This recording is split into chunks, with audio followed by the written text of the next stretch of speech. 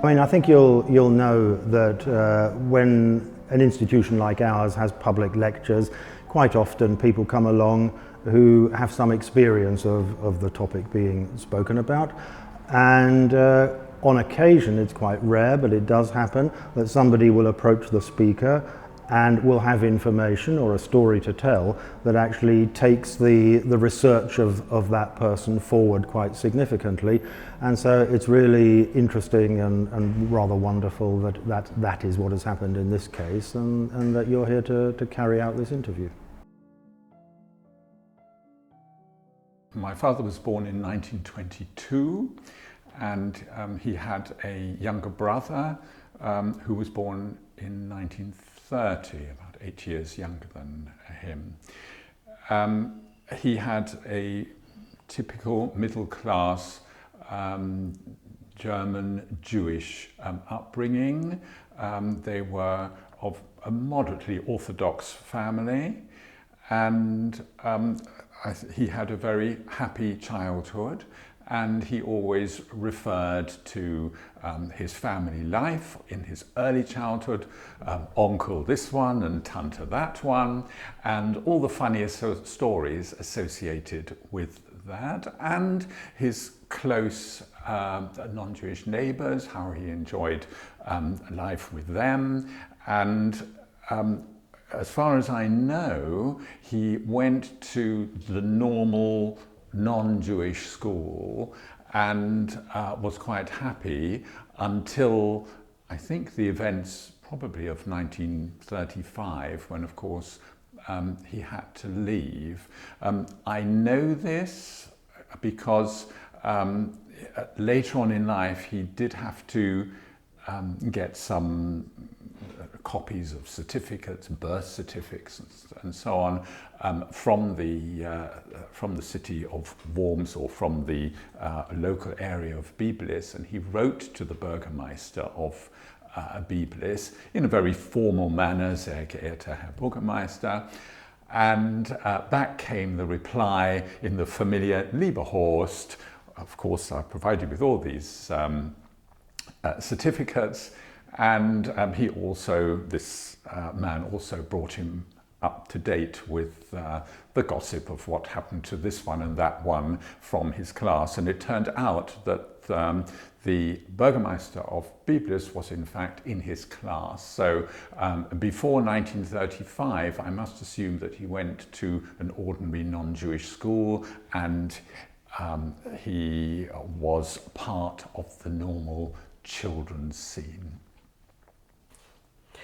In 1935, the public schools started to dismiss Jewish teachers and also pupils. This happened to the very famous Hertha Mansbacher as a teacher in Worms. And what about your father? We all know that life changed so roughly after January 1933, and then for Jewish children very strongly after 1935.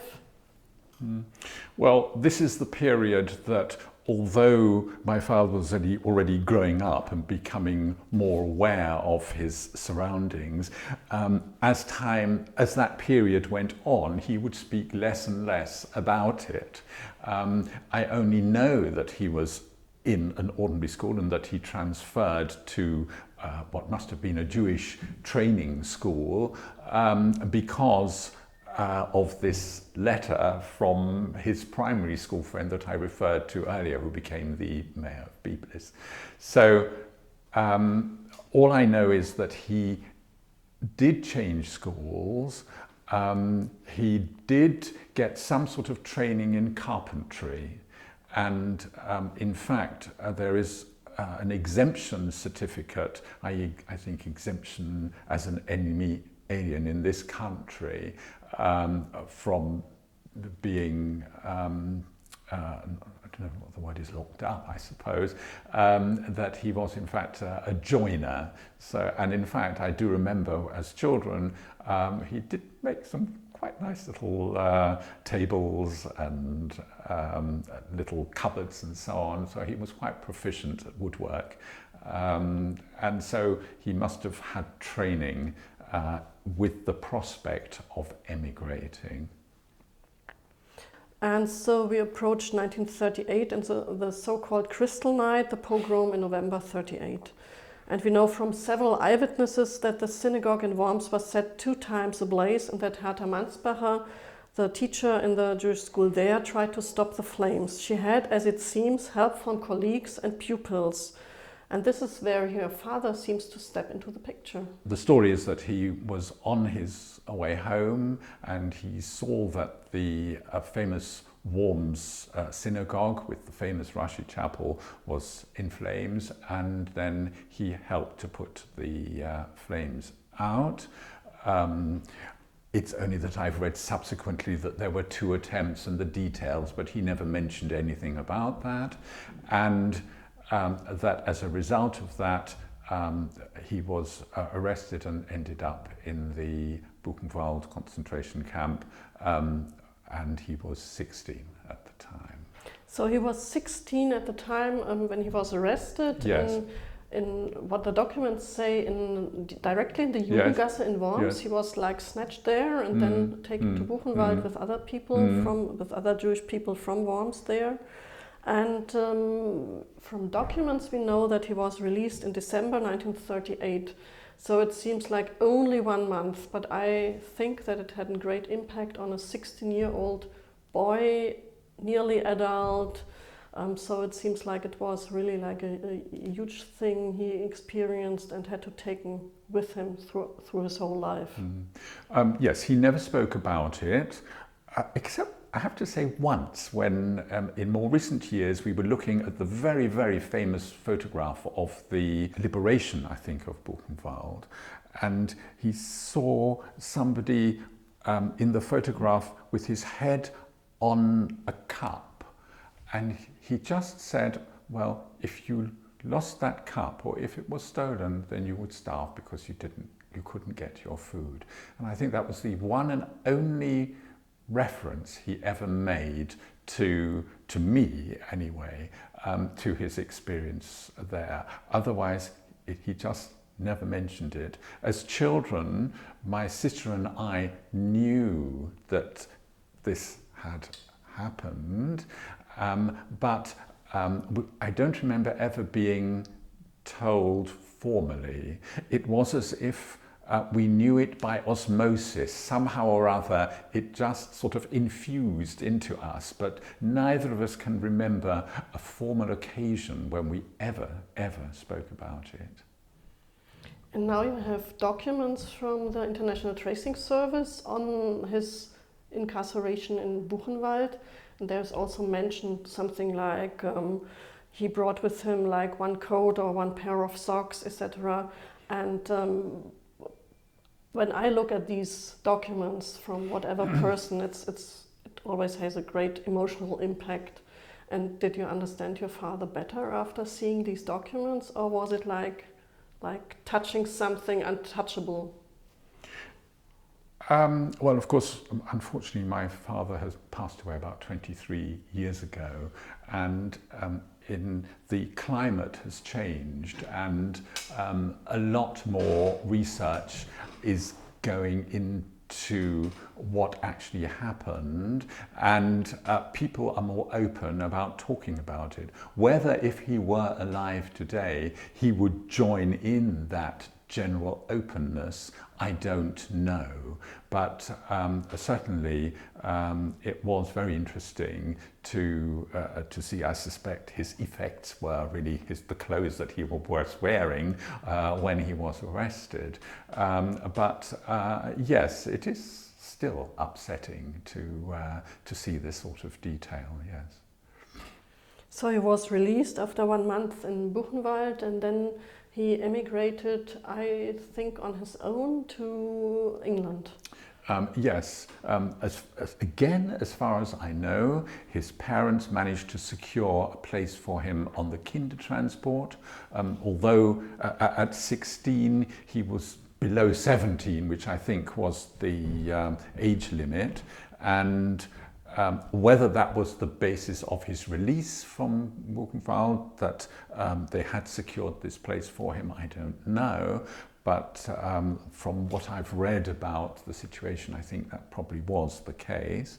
and he then came on a regular kindertransport across from Hook of Holland to Harwich to Dovercourt, where there was a holiday home that they used for these kids as a sort of transit area before bringing them through to Liverpool Street Station, where there is in fact today a monument or a statue which memorializes the arrival of these children at Liverpool Street. Both my mother and my father, of course, came there. And after that, he was sent to the Kitchener camp, which was a camp that was established by the Anglo-Jewish community for the very many German Jewish men, and at 16 he was then classified as a man, although he'd come on the kindertransport, and so he spent some time there. He was, of course, amongst the youngest of the refugees of that Kitchener camp, and he was then sent on to a sort of agricultural type establishment, which he enjoyed very much. He loved birthing calves and lambs, and he referred to it fondly for really the rest of his life, whereas of course he never ever spoke about his time in Buchenwald, except for this one occasion that I did explain to you earlier. His time at Turner's Court, which was where he did his agricultural work, and subsequently in the army, which he also seemed to enjoy quite a lot. He did talk about that quite a lot. My father was a practical man, and he was quite good with his hands, and as far as we know, he did woodwork training, joinery, and I think this was with the view to coming to emigrating wherever he was going to emigrate to, and to have some sort of a skill that he could use in order to be able to earn money. I think that throughout his life, my father did regret that he lost his proper formal education. By the time he was adult enough to be able to support himself and so on, the time for education had really passed. And I do think that he always regretted that he lost his opportunity for further education. Then a war broke out, and he was over 16, he was now an adult, and so what did he do during the war years?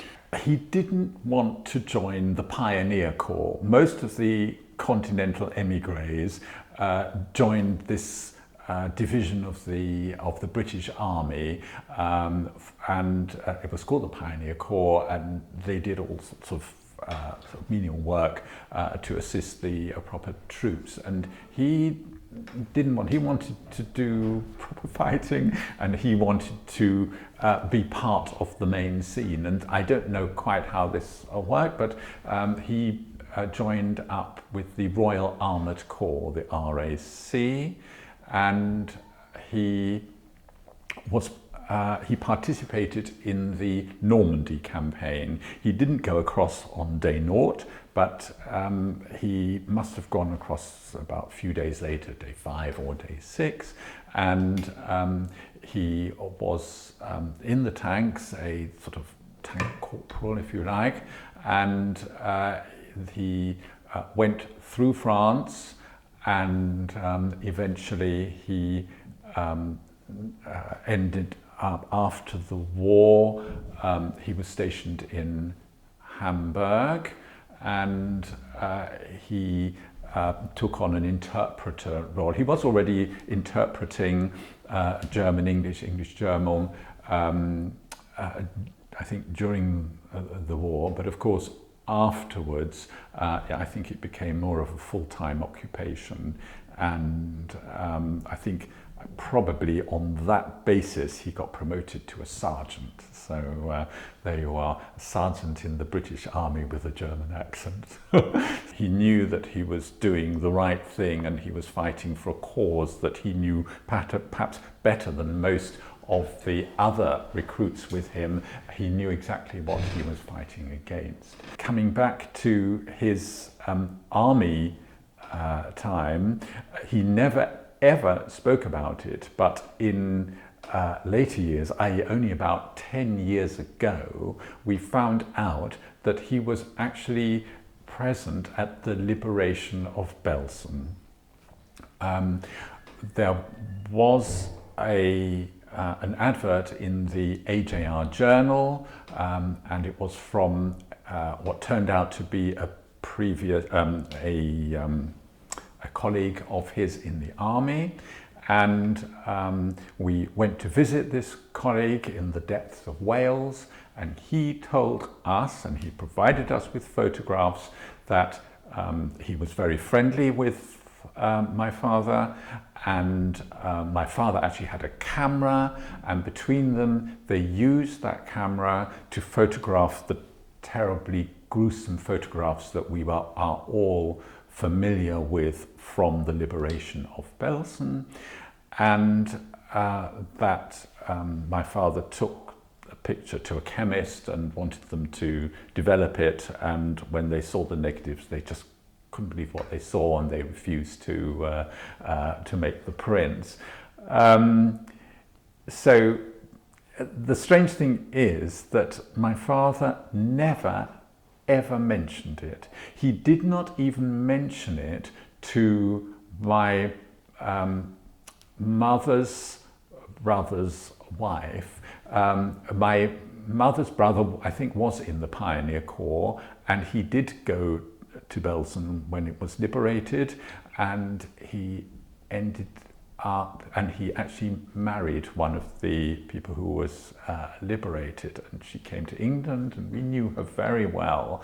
And when I found this out, my father had already died, and I spoke to my uncle, and I said, well, did he ever mention this to you? Because it's quite possible that two of you were there at the same time. Never, ever mentioned it. I wonder, perhaps this man got him mixed up with somebody else. But we actually have copies of the same photographs that this man has, and it just was really quite an incredible experience. It was an experience for me in that this is the only person I'd ever met who was in the army with my father, and also that he spoke so highly of him, and I really appreciated that. He could have couched, if he wasn't so keen on him, in sort of different sorts of terms, but the fact that he actually felt that he had to seek him out, and unfortunately he could only find his descendants and so on, I thought he must have thought very, very highly of him. But this is an episode that I don't think he even spoke to my mother about, because I don't think she knew about it either. So your father fled, and it's interesting because he was old enough for the Germans to be brought into the Camp Buchenwald. He was still young enough to be integrated into a Kindertransport, and he was old enough to join the men's group of refugees, so it was somehow like shifting his age and adultness. So he was able to survive. His parents were not.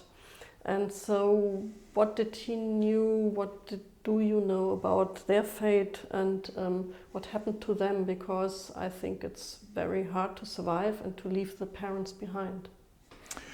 Once again, this was a taboo subject. Nobody in our early childhood would ever want to talk about this.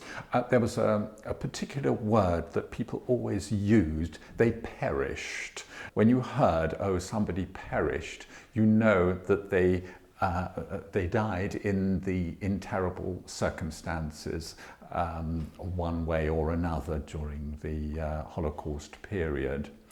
As far as my father's parents were concerned, we knew really nothing other than that they perished. We thought we knew when we looked at the Yad Vashem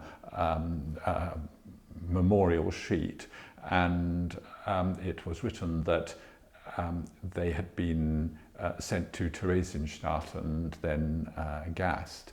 But there were also other indications that this didn't quite add up. And very recently, my sister and I have access to papers that we really didn't know existed, and they were sort of to do with the whole restitution process. And there it says that they were, in fact, they originally went from Biblis and Worms to Frankfurt after the Kristallnacht, and that they were then deported to the Lodz ghetto. I sort of got that information from the Bad Arolsen Centre, but I needn't have done, because I could have looked at the papers, and it states quite clearly that my father had his last communication from his parents in Lodz in 1941 or 42, I can't remember exactly. So there you are. This is something that I found out about only at this very, very late stage. And what happened to them there and how they finally perished, we don't know. So when your father was a soldier, he was stationed somehow in the British zone. And did he ever went back to Biblis or to Worms? Did he try to connect himself to the past, or did he shy away from this? Yes, I think when he was still in the army, I believe he did go back to Biblis, and he did familiarize himself with the situation as it then was. He also went to see former neighbours, and they still were friends and they got on well. And in fact, I seem to think that we still got annual Christmas cards. As a child, I seem to remember, from these next door neighbours or nearby neighbours for quite a few years when we were children. So he reconnected in that respect. So you have a sister and you had loving parents, or still have a loving mother, but your grandparents you never knew. If you think about on this base of your family story and what your father experienced, even if he didn't talk about this, do you have something like a message to those who are now growing up? And when you look around in the world and anti-Semitism is rising, do you have something you want to share with those who are listening and watching you and your family story?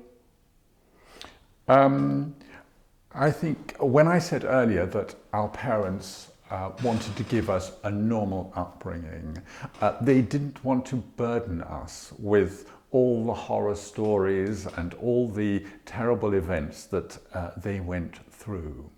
And I don't think that our grandparents and all the other uncles and aunts and so on who perished at that time would want us to be forever burdened, if you like, if that's the right word, with that sort of baggage. One has to remember and recall what happened.